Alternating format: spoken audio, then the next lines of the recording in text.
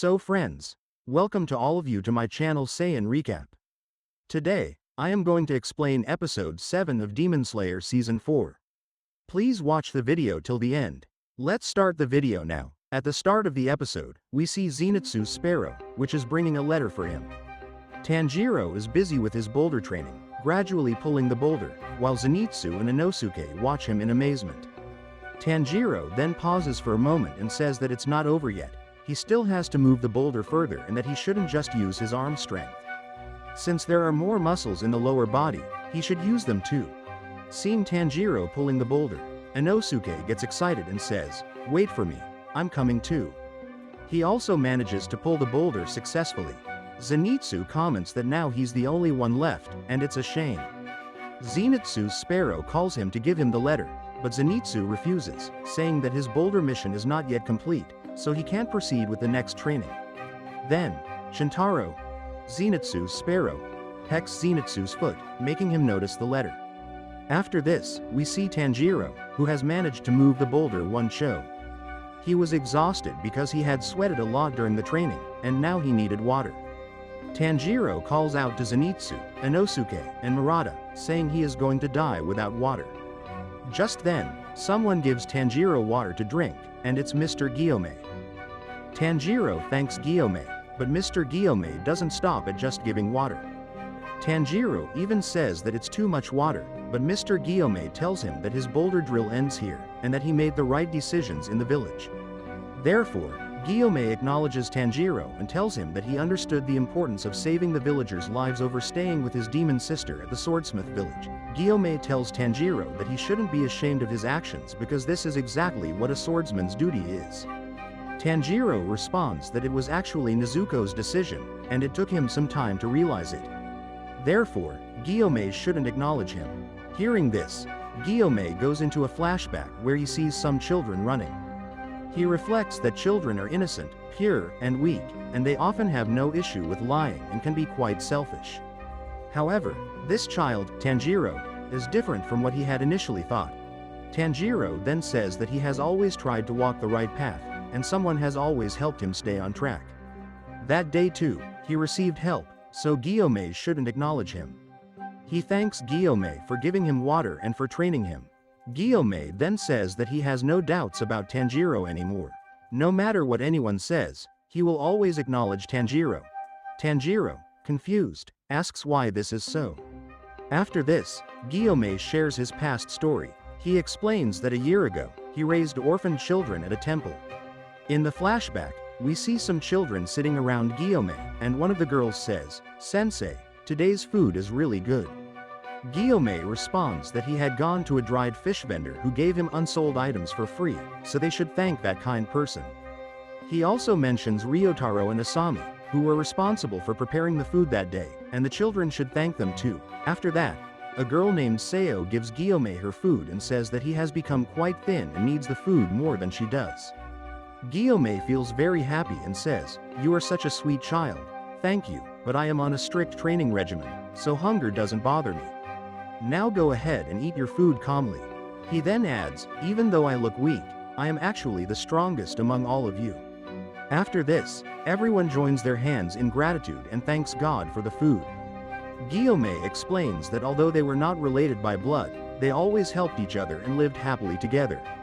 He thought they would continue to live as a family in the same way. But one night, one of the students couldn't return to the temple before dark and broke the temple's rule. He encountered a demon and, to save himself, told the demon that there were 8 children and I am inside the temple who could be killed and eaten. Despite the stories of the demon threat still circulating, every night Guillaume would burn wisteria incense and sleep. However, that child extinguished the incense and destroyed the burner, leading the demon to the temple. Then, we see everyone sleeping, and the demon enters. One child wakes up and sees the demon. Demon kills 4 children in a matter of seconds. Guillaume tries his best to save the remaining 4 children. Unfortunately, the other 3 children did not follow Guillaume's instructions and were brutally killed by the demon. At that time, Guillaume had very little food to eat and very weak. I didn't raise his voice. As a blind adult, there wasn't much he could do. The children must have thought this and ran away. Tanjiro is surprised to learn that Guillaume cannot see. Only the 4-year-old girl Seo followed Guillaume's instructions. Guillaume resolved to protect Seo no matter what. He grabbed the demon by both arms, and although the demon injured Guillaume's forehead, Guillaume managed to tear both of the demon's arms from its body. Guillaume then started pounding demon's head with great force. Guillaume was in his full fury at this time. Seo, witnessing all this, was terrified. For the first time in his life, Guillaume had punched someone with all his strength. He was surprised by his own power. If the demon hadn't attacked him, he would never have realized just how strong he was. He continued to crush the demon's head until sunrise, risking his own life to save Seo. However, Seo said something Guillaume had never expected. She called him a monster and claimed he had killed everyone. Tanjiro is shocked to hear this. Guillaume explains that Seo was probably confused after witnessing so much horror. After all, she was just a 4-year-old girl, and he couldn't blame her. He reflects that children are like that. He only wished that Seo had appreciated what he did for her and said, "Thanks for fighting for me." Those words could have saved him. But the children had to think for themselves. By dawn, all the demon's body parts had turned to ash, and only the bodies of the dead children were visible. Guillaume was imprisoned on charges of murder. If the master hadn't come, he would have been killed. This experience made Guillaume distrustful of others, and he admits he was somewhat suspicious of Tanjiro as well. He explains that no matter how virtuous a person is, their true nature shows in times of crisis. But Tanjiro didn't run away, he didn't turn his back or lie. He is a pure and single-minded person. In this world, there are very few people who remain the same regardless of the situation. Tanjiro is a special child, and from now on, Guillaume will help him to ensure he never strays from his path. Tanjiro becomes emotional and starts crying, saying that he will do his best and thanking Guillaume. Seeing Tanjiro cry, Guillaume gently places his hand on Tanjiro's head and says, "From today, your training ends from my side." In the next scene, Genya, Tanjiro, and Inosuke are shown eating together. Genya comments that Guillaume is good but didn't make him his Sugako, because he has no talent. However, Guillaume took him under his apprentice when he realized I was a demon eater. Guillaume introduced me to Miss Kocho to check my physical appearance, but she gave me a harsh look and lectured me every single time when see me. Then Inosuke starts eating fish, but Tanjiro stops him, saying it belongs to Zenitsu. Inosuke replies that Zenitsu isn't there, meaning he doesn't want it. Tanjiro says, "No, actually I says he feels starved." Inosuke returns the fish and says he doesn't understand why Tanjiro cares about others. Genya tells Tanjiro that he must have also faced a hard time with Miss Kochu. Tanjiro responds that if he hadn't learned the breathing style, they would have been in the same boat. He suggests that Miss Kochu might be concerned about Genya's health. Genya disagrees, saying he doesn't think so. Tanjiro finishes his meal and says he's going to Mr. Gyu. He asks if Genya will come with him. Genya declines, saying he hasn't yet moved the boulder one cho. Inosuke says, "I almost did it like this." Genya responds, "Maybe I don't know any breathing techniques, that's why I couldn't do it." Inosuke laughs and says, "Can't you use breathing? You a loser." This angers Genya, who asks if Inosuke called him a loser. They start arguing, and Tanjiro intervenes to stop the fight. He sits on Inosuke and tells Genya that he wants to talk. Genya asks what he wants to talk about. Tanjiro replies, "About your brother, the wind Hashira." Afterward, Tanjiro takes food for Zenitsu and asks if he moved the boulder. Zenitsu refuses, and Tanjiro tells him he's going for his own separate training. He's worried about Zenitsu because he hasn't spoken for a few days, and he's concerned. Zenitsu says it's good for Tanjiro, and about himself, he'll only do what's clear to him. Tanjiro expresses concern for Zenitsu and asks if something happened and if he can do anything to help. Zenitsu tells Tanjiro to do what's best for himself and that he's a good person. Tanjiro thanks him and leaves the food there before walking away. Zenitsu adds that he has something to do, no matter what happens, and he looks quite serious. Tanjiro wonders if Zenitsu will get better like before, and if it would be right to leave Nezuko in someone else's care for such a long time. He also thinks that she might be feeling lonely. Afterwards, Tanjiro arrives near the 1,000-year bamboo grave and checks if Giyu has reached his location. He witnesses Wind Hashira Sanemi and Water Hashira Giyu engaged in a fight. Tanjiro notices they are both very fast, but he can still keep track of their movements. Sanemi asks Giyu if he can't do better, questioning if Giyu is similar to them.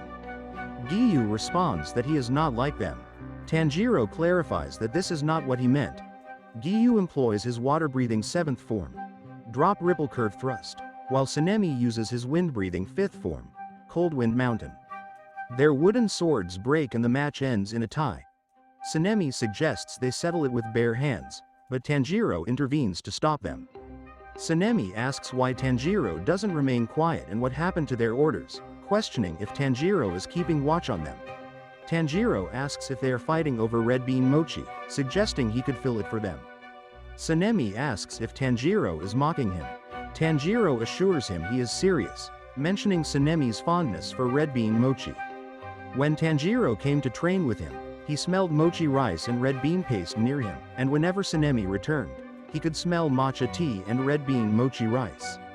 Tanjiro thought Sanemi liked them. Giyu asks if this is true, and Tanjiro counters with a question about whether he prefers smooth or chunky beans, adding that even he liked his grandmother red bean mochi. After hearing all this, Sanemi gets angry and punches Tanjiro, knocking him unconscious. When Tanjiro regains consciousness, he asks about Sanemi. Giyu informs him that Sanemi got angry and left in a huff. Tanjiro asks why they were fighting. Giyu explains that they weren't fighting but that it was a part of their training. Tanjiro apologizes for interrupting them. Giyu explains that Tanjiro did nothing wrong. It was Sanemi who was angry the whole time, and Giyu was unsure how to talk to him properly. Giyu is thankful to know Sanemi's favorite food now and plans to keep red bean mochi in his sleeves to give to Sanemi whenever he sees him. Tanjiro agrees it's a good idea. Giyu hopes that by doing this, he and Sanemi might become friends. Tanjiro also resolves to do the same. Meanwhile, Sanemi waits for Tokito and Iguro, who were supposed to train with him but haven't shown up. This makes him angry, and he recalls Tanjiro mentioning red bean mochi, which annoys him further. Sanemi expresses frustration about Tanjiro, unsure of what to make of him. Suddenly, Sanemi notices something behind him and crushes it. At first, he doesn't understand what it is, but then he realizes he's being watched. Afterwards, Muzan is shown entering the Demon Slayer Corps headquarters and meeting with Yubayashiki. Yubayashiki greets him, expressing that he's glad to see Muzan. Muzan comments on how hideous Yubayashiki looks, and the episode ends.